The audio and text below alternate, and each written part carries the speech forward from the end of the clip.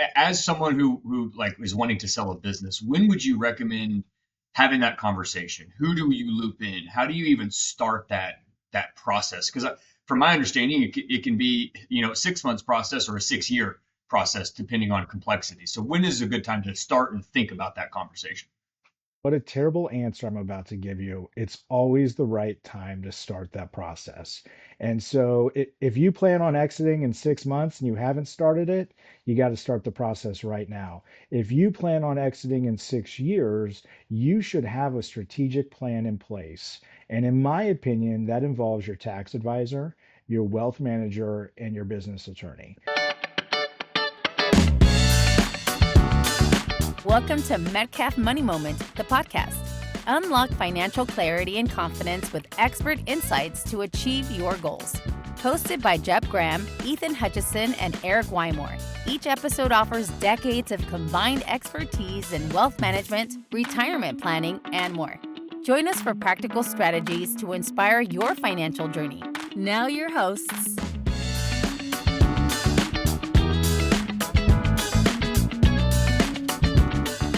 Welcome to Metcalf Money Moment podcast. My name is Jeff Graham, here with Eric Wymore and Ethan Hutchison. How you guys doing? Doing good. Doing well. Yep. Good. And then we've got a special guest today, Jeff Coppaken with Coppaken Law Firm. Jeff, nice to have you here. How you doing? I'm doing great. Thanks for having me this morning. Good. Yeah, well, I tell you what, it's like one of those. It's the week before Thanksgiving when we're recording it. A little bit gloomy out there, and it's a good day to be inside on a podcast, I think. So, but see, yeah. So Jeff specializes in M&A or mergers and acquisitions in law, and I think maybe we can just start, Jeff, of talking a little bit about just the current state of M&A market and what all's going on out there. Yeah, absolutely. It's a really interesting time in the M&A market. We're coming off of a month plus government shutdown. And so a lot of transactions that were relying on SBA loans have been really hit on pause. And whether that was the process of even, potential buyers talking to sellers, drafting LOIs, this time of year for small business is a really busy time for M&A work. People love to get it done before the end of the year. And I think with the SBA shutdown, we're going to see deals trickling into next year quite a bit. And there's also this kind of catch up going on right now with the smaller deals. And then the market as a whole is, still I'd say a hot market. And a lot of that on the small business side has to do with succession planning. And we have a generation of boomers who are kind of coming to that time where, they've been putting off retirement or the offer, they're waiting for the right offer to come through. And there's not a lot of businesses for sale. And so when someone decides, hey, now is my time, they have generally a plethora of buyers to choose from, which gives the seller the ability to really look for what's right for them. And not every seller is going to match up with every buyer. And so it's an interesting process. And because I would say my transactions are anywhere on the low end, sub $1 million transaction price up to about $30 million in transaction price. And so in that range, we see individuals, they're business owners who want to connect with the business buyer. And it's just an interesting process of making sure there's a personality fit as well. Speaking, so to dovetail off of that, M&A as a seller in today's market with interest rates where they're at, coming off the government shutdown and all that, how, as someone who like is wanting to sell a business, when would you recommend having that conversation? Who do you loop in? How do you even start that process? Because from my understanding, it can be 6 months process or a 6 year process depending on complexity. So when is a good time to start and think about that conversation? What a terrible answer I'm about to give you. It's always the right time to start that process. And I like it. so if you plan on exiting in 6 months and you haven't started it, you got to start the process right now. If you plan on exiting in 6 years, you should have a strategic plan in place. And in my opinion, that involves your tax advisor, your wealth manager, and your business attorney. And I think having that team in place helps you to set your goal and helps you to understand, what am I potentially going to sell my business for? How do I avoid pitfalls? What can I do from a tax strategy to make sure that I'm maximizing the sale and paying only the amount of taxes that I have to? And do I push it out over a couple of years? Am I going to have to do something internal to get my business ready to sell? And so it's a really great question. And the answer is the time is always right. If you think that in the future you're going to sell your business, you should always be prepping to get it ready to go. Because when the buyer comes in, if your books are messy, if there are too many owner benefits on the books, those are difficult to take off. And you want to sell your business for as much money as possible. But if you're not showing a lot of profit, the buyer comes in, they're going to multiply the EBITDA or they're going to use a very similar type of equation. And if you don't have the numbers that support a high purchase price, it's difficult to sell it. I always tell people it's really easy for everyone to understand how you sell a house. Most Mhm. business owners have bought or sold a house at some point. And I tell people it's great if you have a great location, but if you have to redo the entire house, don't pull up comps of the house that just did an entire renovation, that has a brand new kitchen and has a pool out back. You have to pull comps of the house that is as close to yours. And people, as soon as I say that, they seem to get it. But with businesses, they talk about potential and they talk about, well, I did all these things over the years and they made it a better lifestyle for me. But unfortunately, lifestyle doesn't translate to purchase price.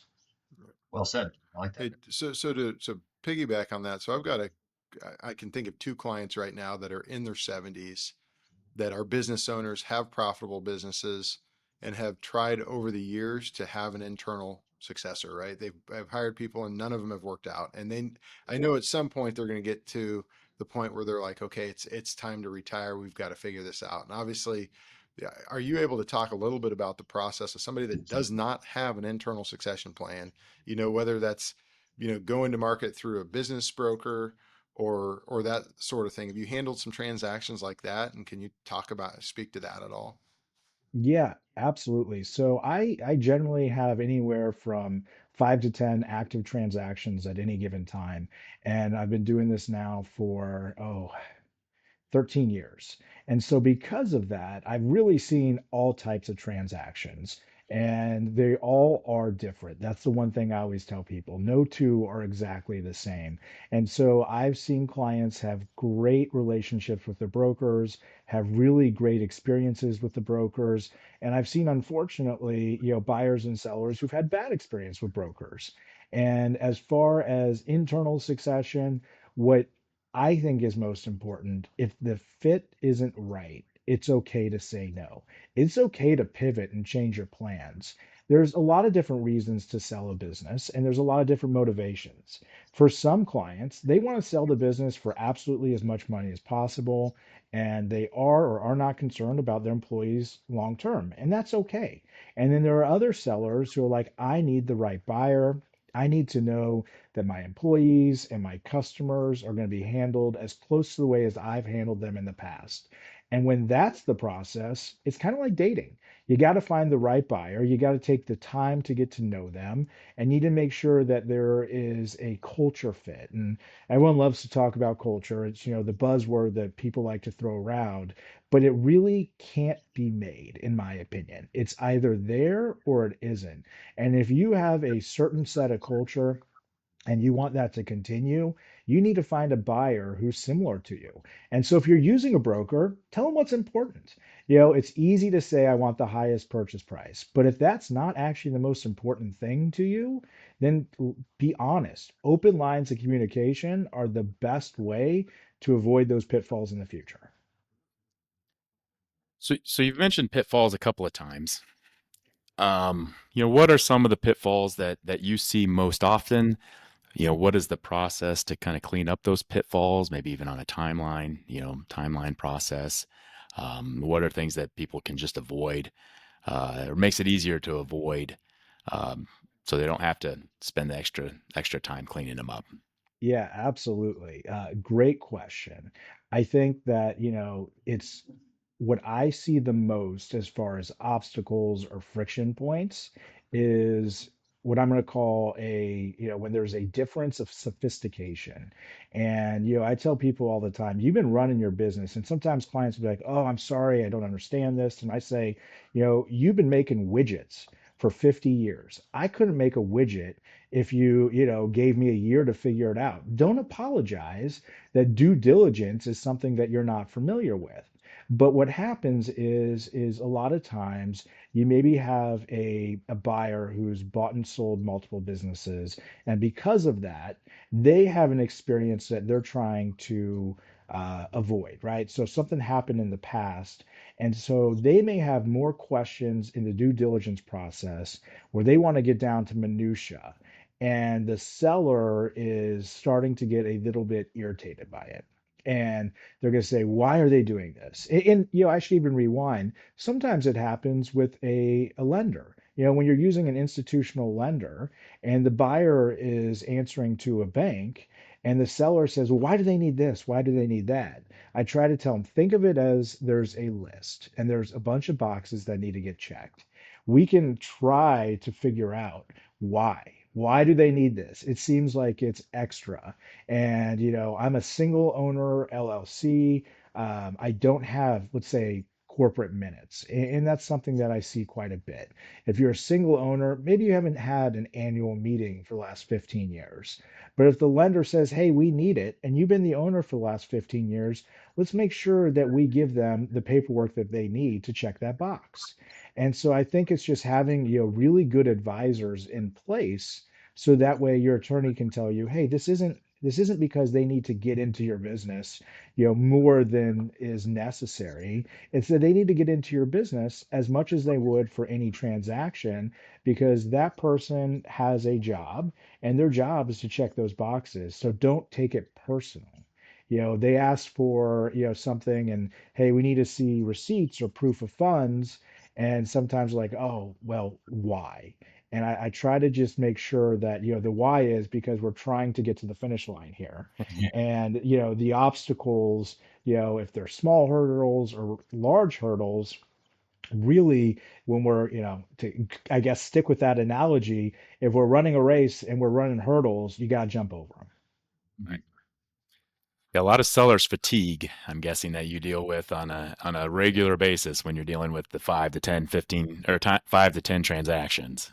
Absolutely. Yeah. And a lot of sellers fatigue and sometimes even buyer fatigue. If Yeah. they're working with a lender, institutional lenders, sometimes the buyer says, hey, I don't care about those things. And I have to have the same conversation if I'm representing the buyer because I do about 50-50 buyer seller side. And I'll say, once again, they need those things because they're about to lend you $12 million, right? Mhm. So they need to see and they need to do a title search on the property that your family owns in, Puerto Rico that you're using as collateral.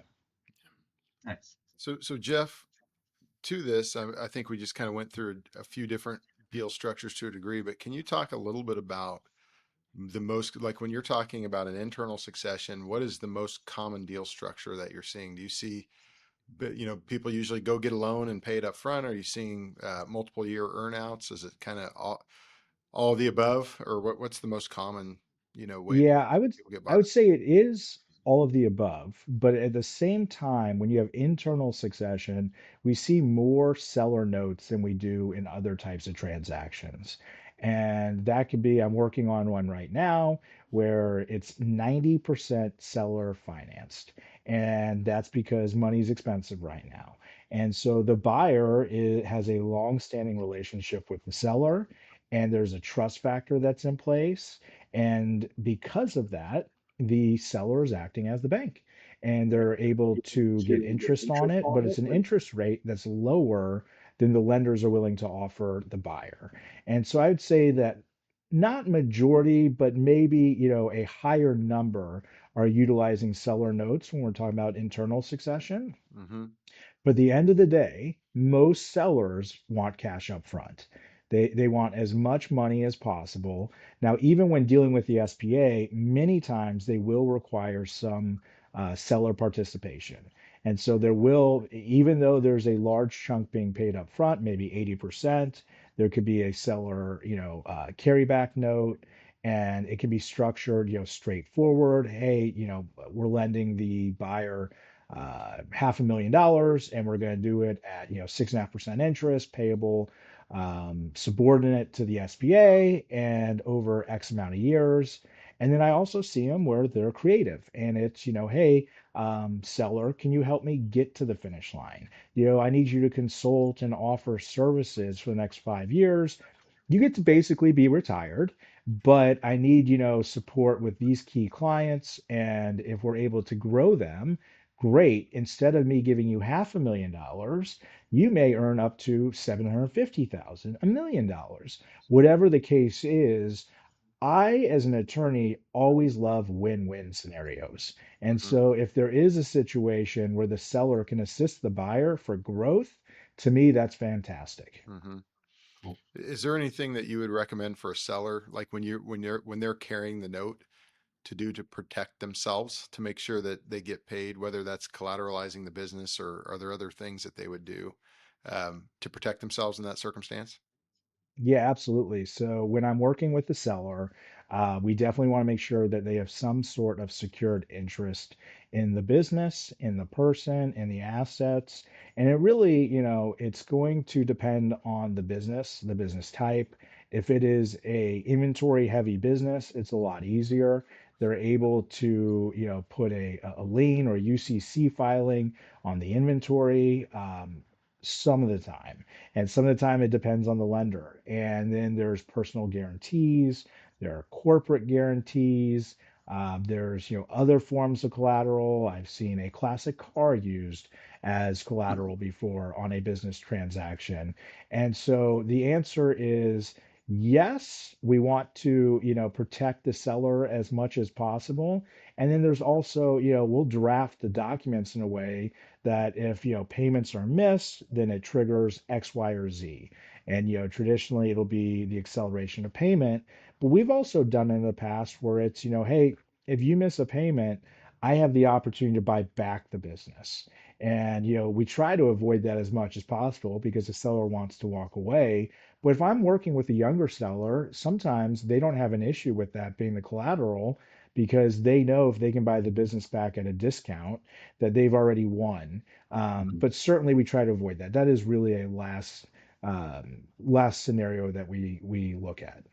Kind of like the Dave Portnoy buying Barstool back for $1 type of thing. Exactly, exactly. That was a deal that I believe has worked out very well for him.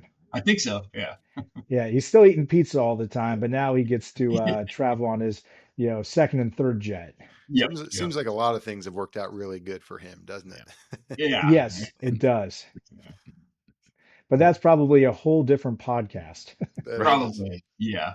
I've got one last question just out of curiosity for me, Jeff. How long are your engagements? When you're like, how long is the average sale take? Yeah, so I feel like I'm just attorney answering all this because I keep saying it depends. Yeah. It varies from deal to deal.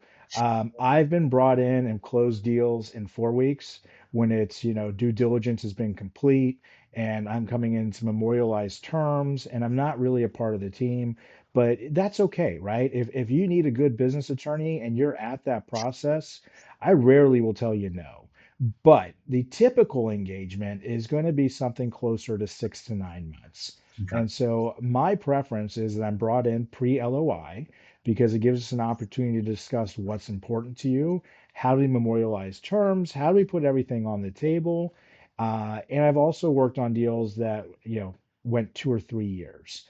Wow. And, as they've fallen off and due diligence, maybe the seller has a bad year and instead of walking away completely, they go and they fix what was wrong. They lost a key customer, they go replace that key customer. There were maybe bloated salaries and they figure out ways to cut, or maybe they didn't have the proper executive team in place and they actually have to spend more money to get the executive team in place. And so some of those transactions can stem for years. But in general, it tends to be the 6 to 9 month time period. I always tell people my preference is that I'm in long term, that I understand the business. I've worked as general counsel. Maybe I've done contracts review for the client over the years.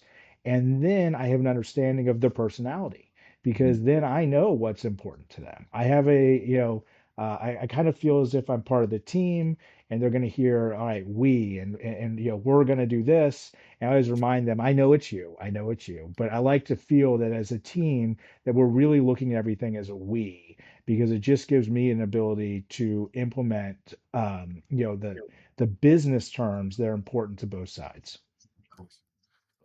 Well, very good. Well, Jeff, I know we're coming up on a little over 20 minutes. And so want to, first of all, thank you. It's been a pleasure to have you on. I think this was super good information, specifically for our clients that are either young business owners or boomers that are actually getting ready to retire in the near term. I do love what you said about, the time to start thinking about succession planning, whether you're 30 years old or 50 years old or 70 years old is yesterday, right? We always used to joke, people that get into the life insurance business, they're like, when should you start thinking about life insurance? And everyone would say today or yesterday, you know what I mean? But I feel like that's the same thing, right? With when you're going to sell your business, because, starting that internal succession plan. And even if you decide, and I think you could probably attest to this, even if you decide to sell it to private equity, right? Or something like that, it's more valuable if you have an internal succession plan and somebody that's going to be running the business after you're gone. So we're always encouraging clients to think about that. So, but thank you very much.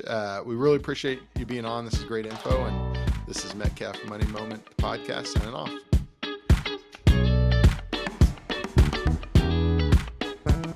Thanks for tuning in to Metcalf Money Moment, the podcast. We hope today's episode provided valuable insights to help you unlock financial clarity, confidence, and peace of mind.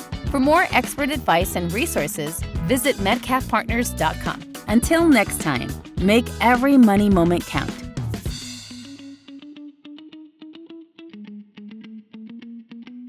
Jeb Graham, Ethan Hutchison, and Eric Wymore are registered representatives with and securities offered through LPL Financial, member FINRA SIPC. Investment advice offered through WCG Wealth Advisors, a registered investment advisor. WCG Wealth Advisors and Metcalf Partners Wealth Management are separate entities from LPL Financial. The opinions voiced in this podcast are for general information only and are not intended to provide specific advice or recommendations for any individual. To determine which strategies or investments may be suitable for you, consult the appropriate qualified professional prior to making a decision. All performance referenced is historical and is no guarantee of future results. All indices are unmanaged and may not be invested into directly.